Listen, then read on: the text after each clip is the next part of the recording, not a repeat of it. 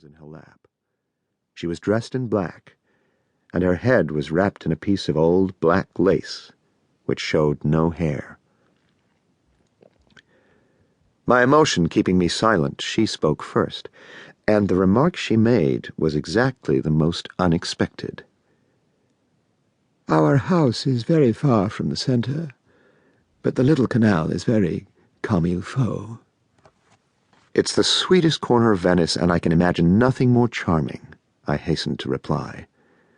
The old lady's voice was very thin and weak, but it had an agreeable, cultivated murmur, and there was wonder in the thought that the individual note had been in Jeffrey Aspern's ear. Please to sit down there. The chair she pointed to was at a certain distance. I took possession of it, telling her that I was perfectly aware that I had not been properly introduced and could only throw myself upon her indulgence.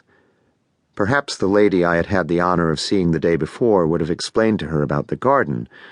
I could give her my word of honor that I was a most respectable, inoffensive person, and that as an inmate they would be barely conscious of my existence. Moreover, I should be delighted to give her references, guarantees. They would be of the very best, both in Venice and in England, as well as in America. She listened to me in perfect stillness, and I felt that she was looking at me with great attention, though I could see only the lower part of her bleached and shriveled face. She was silent a little after I had ceased speaking. Then she inquired, "If you are so fond of a garden, why don't you go to terra firma, where there are so many far better than this?"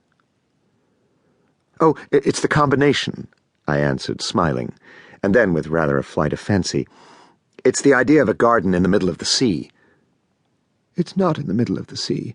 You can't see the water." I stared a moment, wondering whether she wished to convict me of fraud.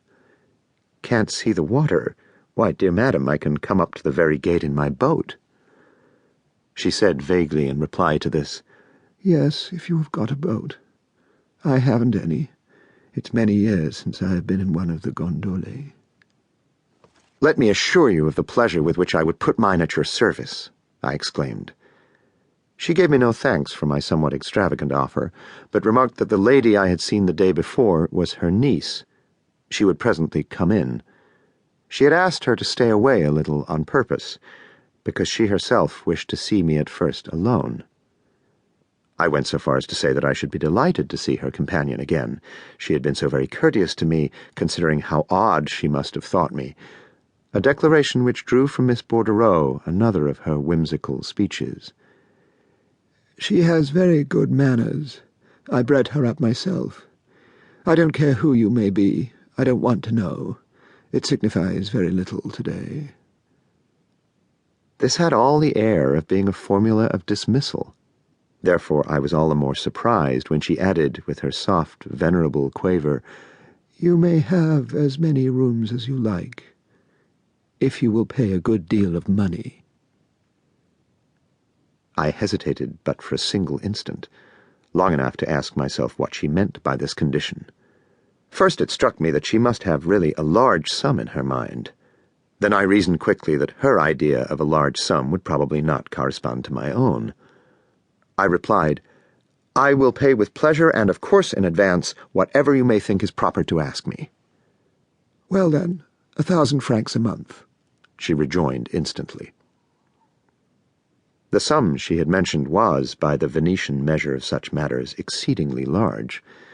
There was many an old palace in an out-of-the-way corner that I might on such terms have enjoyed by the year. But so far as my small means allowed, I was prepared to spend money, and my decision was quickly taken.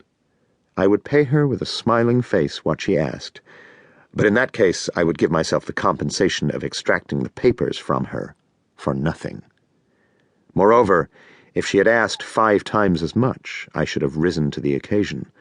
So odious would it have appeared to me to stand chaffering with Aspern's Juliana. I assured her that her views perfectly met my own, and that on the morrow I should have the pleasure of putting 3 months' rent into her hand.